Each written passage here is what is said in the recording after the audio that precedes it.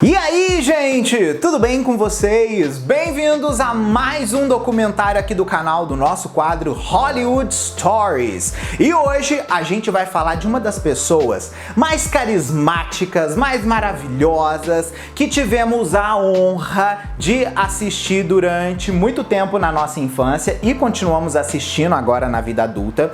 E assim, ajudou muito, né, gente, a melhorar os nossos dias, a fazer o nosso ano mais feliz, mais alegre, que é Raven-Symoné. Pois é, hoje a gente vai mergulhar de cabeça na história dessa artista maravilhosa e vamos conhecer sobre tudo que aconteceu na sua carreira. Se você não é inscrito aqui no canal, por favor, se inscreve e vem fazer parte da nossa comunidade. Aqui eu falo de música pop, assim como de Hollywood e outros temas relacionados, e eu tenho certeza que você vai amar fazer parte da nossa comunidade. Vamos começar pelo princípio de tudo, né, gente? O nascimento desta lenda que foi Raven-Symoné. Raven nasceu Raven-Symoné Christina Perlman em Atlanta, na Geórgia, em 10 de dezembro de 1985. Sim, sagitariana. Seus pais, Christopher e Lydia Perlman, acreditavam que a sua filha era uma estrela nata desde criança. A mãe da Raven, quando levava ela para passear, recebia sempre muitos elogios de como que a filha era bonita. Inclusive, ela fala numa entrevista que a mãe, quando saía com ela, o pessoal acreditava que ela era uma boneca, de tão bonita que ela era. E isso daí, por ser uma coisa que chamava muito a atenção, acabou fazendo com que os pais levantassem a anteninha deles para esse tipo de proposta que a filha deles podia ter. Sendo assim, eles procuram uma agência de modelos e colocam Raven oficialmente lá no catálogo deles. Quando Raven assina oficialmente o contrato com a agência, ela tem apenas 2 anos e logo depois disso, a sua família se muda para Nova York para aumentar mais as chances de trabalho de Raven. Como criança, a Raven participou de diversos comerciais, o que foi excelente para ajudar com que ela ganhasse cada vez mais visibilidade nas coisas que ela poderia fazer no futuro. E detalhe, tudo isso aconteceu na vida dela, gente, quando ela não tinha nem 5 anos. Ela apareceu em comerciais, por exemplo, como do Cool Whip, assim como também do Ritz Crackers. Ela inclusive conta que aquele momento da infância dela teve muito assim uma divisão de mundos. Ela falou que teve 2 infâncias diferentes. Ela disse que teve aquela infância da criança que é, vamos dizer assim, famosa e tem certas coisas que ela é obrigada a fazer e a sua infância naquele momento acaba sendo afetada, né, por causa dos compromissos, mas ela também disse que teve esse outro lado da infância que foi quando ela estudava e se sentia de certa forma muito sozinha. E ela também completa falando que a infância pública para ela foi a melhor de todas. O talento de Raven levou aquela pequena child star para um teste em 1989 para um papel do filme do Bill Cosby chamado Ghost Dad. Só, gente, que o que aconteceu? A Raven não consegue esse papel a princípio por causa do seguinte, ela era nova demais, gente. Você pensa, a menina tava fazendo audição para uma porrada de coisa e a menina não tinha nem 5 anos ainda. Então assim, ela era realmente um prodígio. Só que o que aconteceu? Por mais que ela não ganhou o papel ali com o Bill Cosby, o Bill gostou muito dela e ficou com aquela antena deste tamanho falando assim, pelo amor de Deus, essa menina tem futuro, ela é um diamante. Sendo assim, Bill Cosby pede para que os roteiristas da sua série The Cosby Show criem um personagem para ela. Vale lembrar que desde 1984, o Bill Cosby chefiava o elenco de The Cosby Show, uma série de grande sucesso na NBC que teria revivido o formato de sitcom. Nessa série, ele interpretava o Heathcliff, que foi um médico super simpático. Ele era casado com a advogada séria chamada Claire e também tinha ali alguns filhos, no caso 5 filhos. Só, gente, que uma curiosidade já desse momento aí do The Cosby Show, antes mesmo da Raven entrar no elenco, ela já sabia tudo do elenco, ela conhecia tudo da série, porque como os pais assistiam muito e ela estava sempre junto com os pais, acabava que ela tinha noção daquilo ali. E ela sempre falava para os pais que um dia ela ia participar da série. Então, tipo assim, ela já estava vendo o futuro dela. Visões da Raven. Sendo assim, em 1989, quando a segunda filha do personagem interpretado por Bill Cosby, no caso que foi a Lisa Bonet, voltou para a casa dos pais no Brooklyn, ela leva uma pequena filha junto, que no caso foi a Olivia Kendall, que era interpretada por Raven.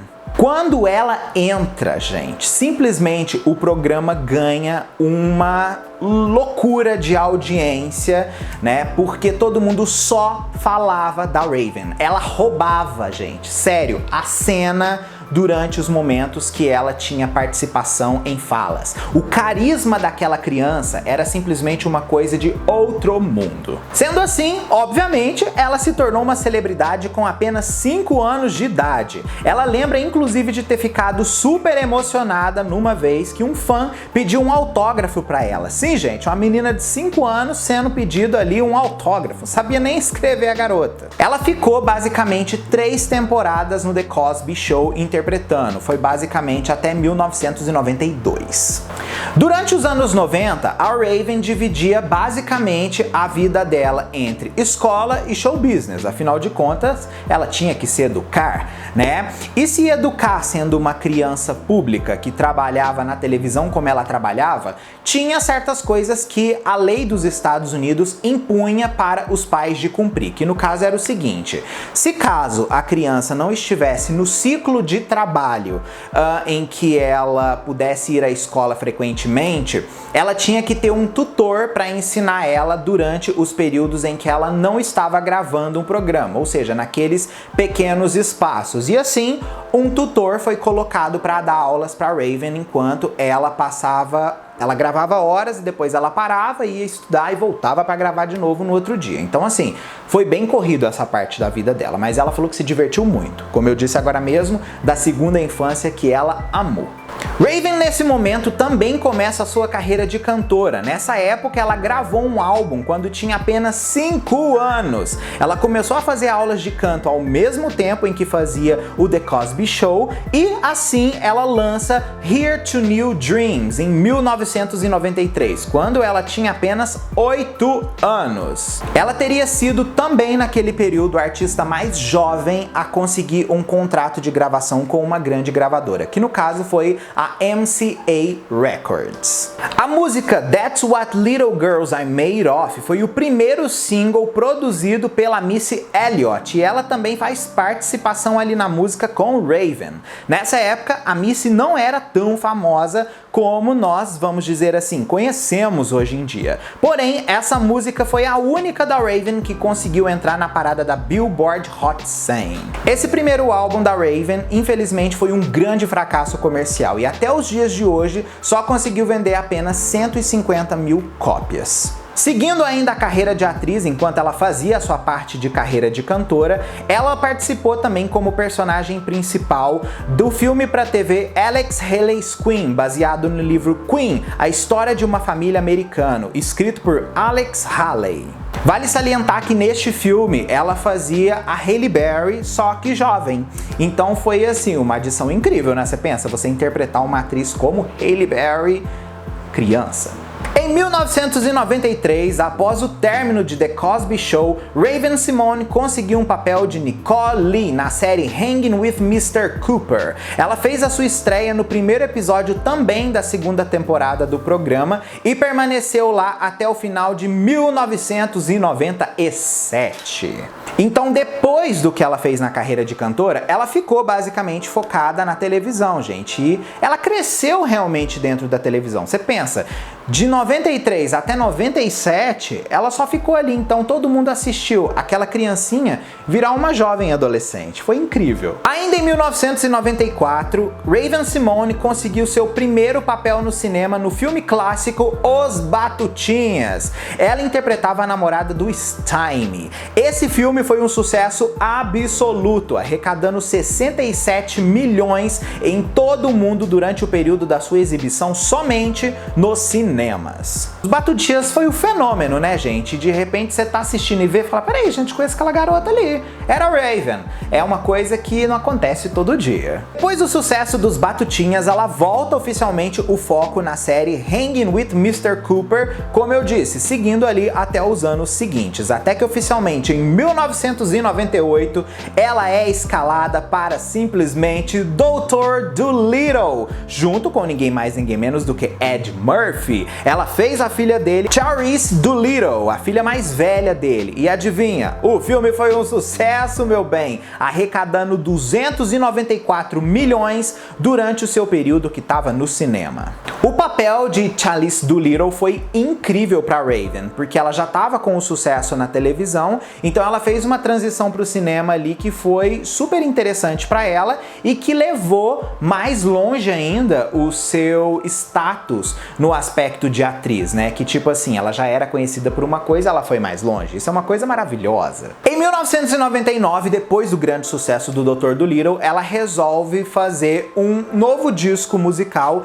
e mais uma vez tentar a sua carreira de cantora. Sendo assim, ela faz o álbum Undeniable. Uma coisa que é bom a gente salientar sobre a volta da Raven para o canto, vamos dizer assim, foi que depois do fiasco do primeiro álbum dela, rapidamente a gravadora dispensou os trabalhos dela. Só que o pai ainda enxergava potencial na Raven para poder fazer esse tipo de coisa. Sendo assim, o pai e ela resolvem meio que criar uma gravadora.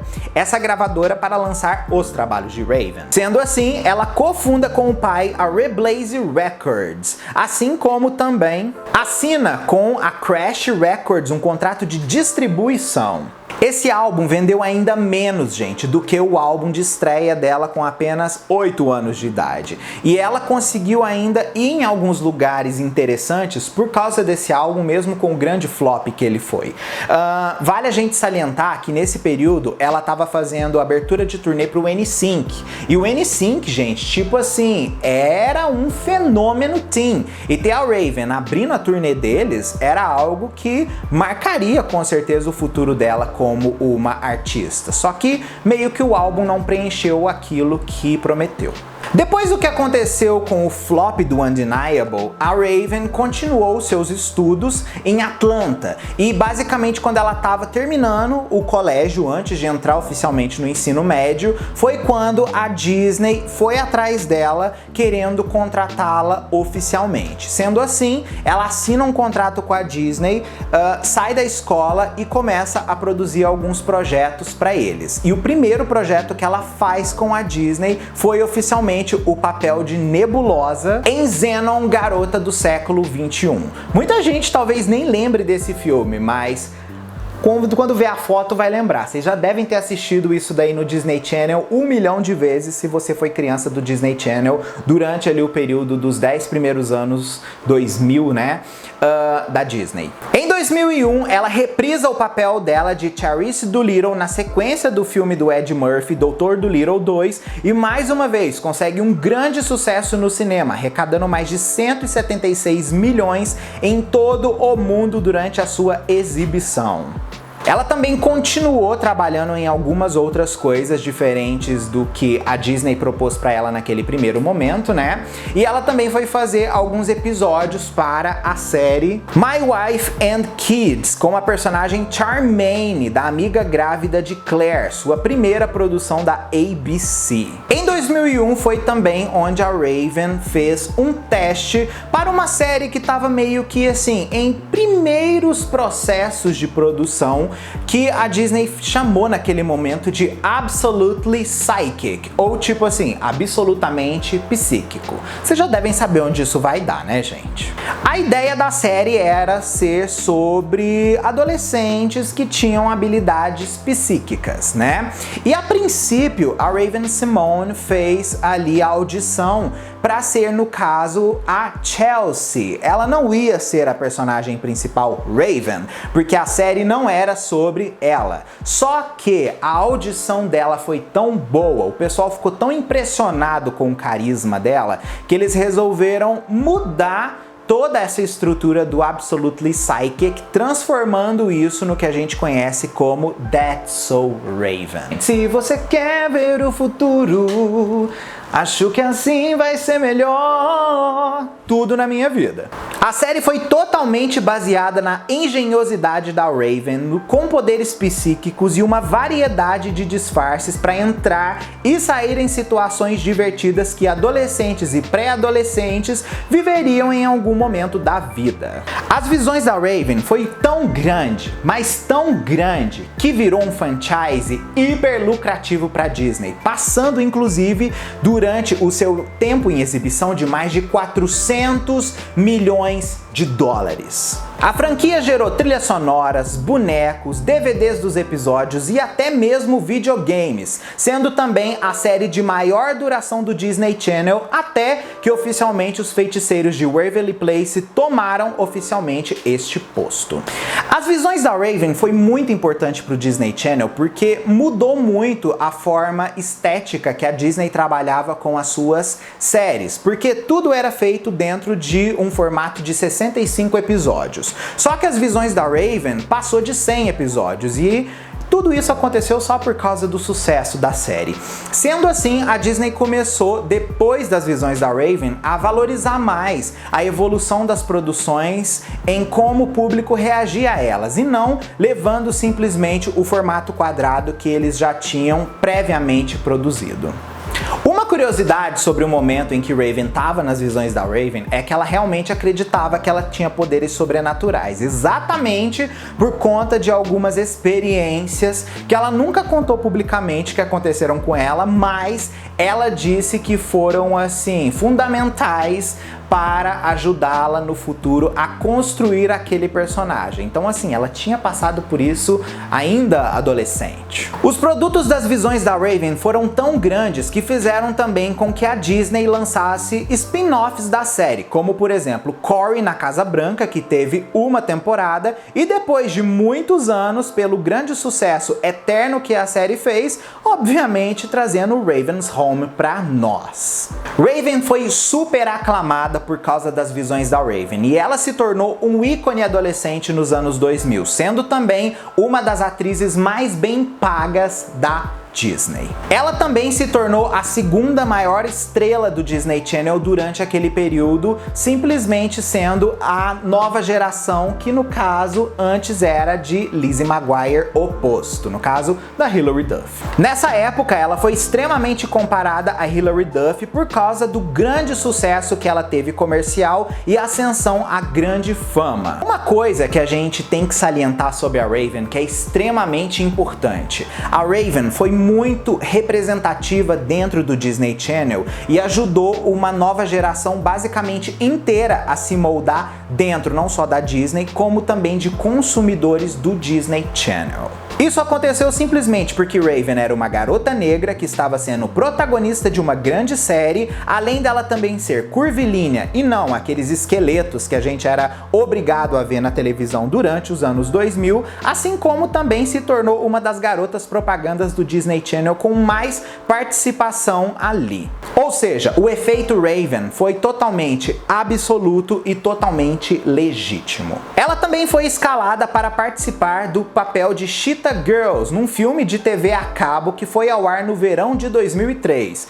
Então olha só, ela estava participando de tudo muito perto ali, era Visões da Raven começando a ser produzido, ela começando a ser Cheetah Girls e por aí foi. Quando o filme das Cheetah Girls foi lançado no verão de 2003, simplesmente se tornou o filme mais assistido do Disney Channel. É mole, gente? Simplesmente teve uma audiência de 6 milhões e meio numa noite. Cheetah Girls também foi uma revolução incrível no aspecto de Disney Channel, exatamente por conta de ser um girl group musical que tinha mulheres de diferentes tipos. Nós tínhamos 2 negras, uma latina, assim como uma branca, sendo parte de um grupo Disney.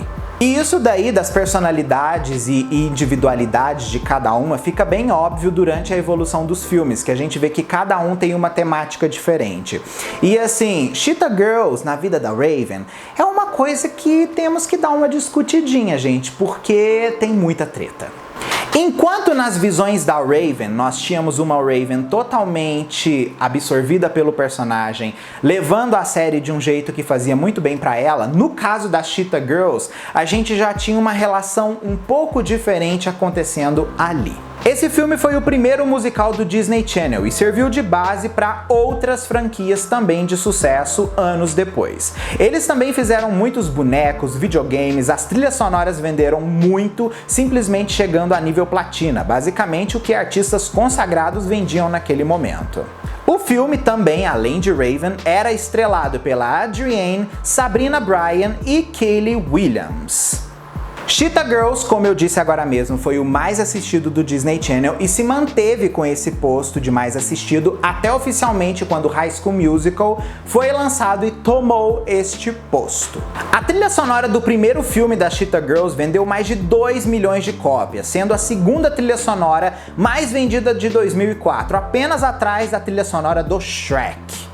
Só, gente, que o que aconteceu nesse momento que já é bom a gente salientar sobre a relação das Cheetah Girls com Raven-Symoné. A gente teve uma Raven participando apenas dos filmes, da trilha sonora, obviamente, mas ela só aparecia nos filmes. Tudo que era relacionado a turnês, divulgação, entre outras coisas externas do filme, a Raven não participava. Por que isso acontecia? Quando a Raven assinou o contrato dela para produzir a Cheetah Girls com o Disney Channel, ela colocou como a única coisa que ela exigia de não participar do grupo musical, ou seja, era para ser algo exclusivamente para o cinema. Não existia essa banda com ela oficialmente. É por conta disso que a gente via essa falta de coesão da realidade das Cheetah Girls se apresentando para promover os seus trabalhos, diferente dos filmes que tinha um membro a mais. Só que ao mesmo tempo que isso daí acontecia, a Raven também lançava sua carreira solo de cantora dentro do selo do Disney Channel. Então foi assim, ela assinar com a Hollywood Records, que é essa gravadora da Disney, e começar um momento diferente na sua carreira de cantora, que seria extremamente bem sucedido naquele ponto, que foi o lançamento do disco This Is My Time. Vale salientar, gente, que a Raven adorava coisas indianas, tanto que quando as meninas foram fazer o último filme das Cheetah Girls, que tem aquela ambientação toda indiana, né, que elas foram gravar na Índia, a Raven não participa do filme oficialmente. Eles deram outro destino pro personagem dela.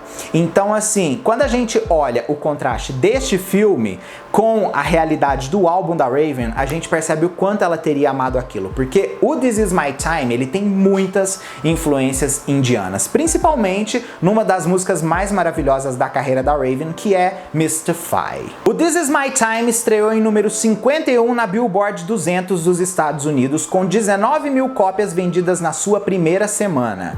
Com o total daquele ano sendo vendido até 2007, o álbum já passou de mais de 235 mil cópias, segundo a Nielsen SoundScan. Detalhe, só dentro dos Estados Unidos. Mundialmente, os números foram muito maiores. Vale a gente salientar também, gente, que Cheetah Girls foi aquele momento que gerou os famosos rumores sobre o que de fato acontecia no aspecto relacionamento entre as meninas da Cheetah Girls com a Raven. E foi aí que nós tivemos aquelas primeiras histórias envolvendo uma grande treta. Isso daí talvez se prova pelo momento em que Raven não faz mais parte das Cheetah Girls durante a promoção dos seus álbuns solos, assim como também do lançamento do último filme One World, onde disseram que ela simplesmente tinha ido para a faculdade. Mas o que muita gente não sabe é que durante as gravações do segundo filme das Cheetah Girls, as meninas tiveram uma briga feia e quase que o Raven sai presa de lá por ter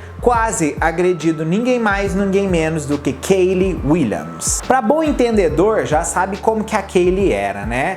Ela, até hoje ela é, não vamos dizer que ela não deixou de ser, ela é bem caça-treta e a Raven meio que naquela época não levava também muito desaforo pra casa, então ela com a Kaylee ficavam naquele pezinho de guerra nos bastidores e era uma coisa muito chata. Só que ao mesmo tempo que isso acontecia, a Raven também se sentia muito isolada das outras meninas, muito assim, não pertencente ao grupo Cheetah Girls. Por mais que elas fossem simplesmente de filmes, né, como um quarteto, e as meninas tivessem uma carreira como trio fora dos filmes, a Raven queria ter tido um pouco mais de inclusão nisso daí, então acabava que não acontecia porque as meninas desenvolveram vínculos mais fortes sem ela. Então chegou num ponto que pra ela não funcionava mais acontecer aquilo ali. Sendo assim, ela saiu oficialmente da Cheetah Girls antes do último filme. Voltando agora pra Raven, né, depois de tudo isso daí da Cheetah Girls que a gente falou e como ela tava ainda dentro do cinema, a gente viu ela trabalhar em outras obras interessantes. Um exemplo disso foi no Diário da Princesa 2, que foi o primeiro trabalho que ela fez para o Walt Disney Pictures, que no caso é a empresa cinematográfica da Disney. Não era algo realmente para TV e nem de outros estúdios, era realmente específico da Walt Disney Pictures.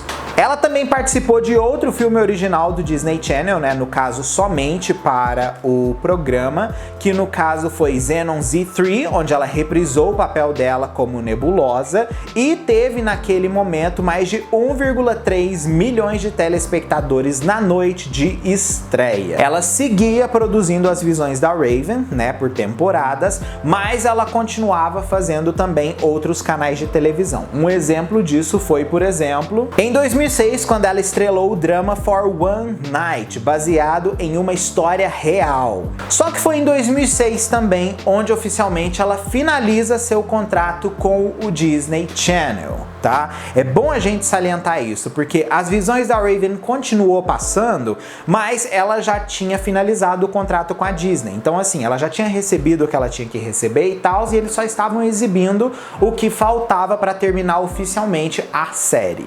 Nos últimos momentos que ela estava na Disney, ela gravou mais músicas para a trilha sonora de That's So Raven, que no caso foi a trilha sonora That's So Raven 2.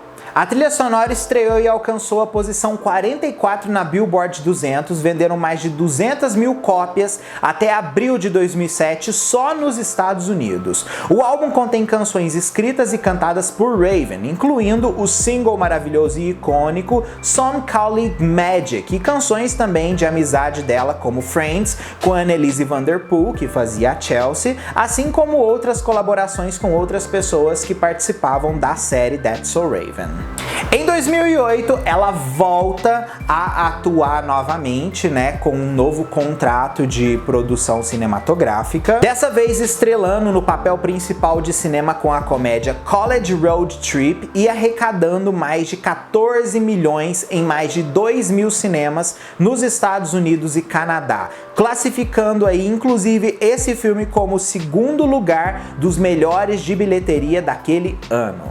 Foi nesse período onde ela lança também seu quarto álbum de estúdio, o auto-intitulado Raven-Symoné, que tem um cover da música Old School, né, Double Dutch Bus. Esse novo álbum, a Raven trabalhou com grandes produtores, como por exemplo Shane Garrett, o The Jam, o Night Writers, trabalhou com The Clutch e conseguiu fazer um disco super interessante. Porém, o álbum estreia em número 159 na Billboard 200 e pouco tempo depois sai oficialmente da parada. Ela tinha planejado uma turnê para promover o álbum, que foi a The Pajama Party Tour na primavera de 2008, mas ao que os promoters chamam de dificuldades imprevistas, a turnê foi cancelada. Esse foi o segundo e último álbum da Raven com a gravadora Hollywood Records. Ela tinha terminado o contrato dela de atriz com a Disney, mas ela ainda devia para o selo o lançamento de mais um disco de estúdio, já que ela tinha lançado apenas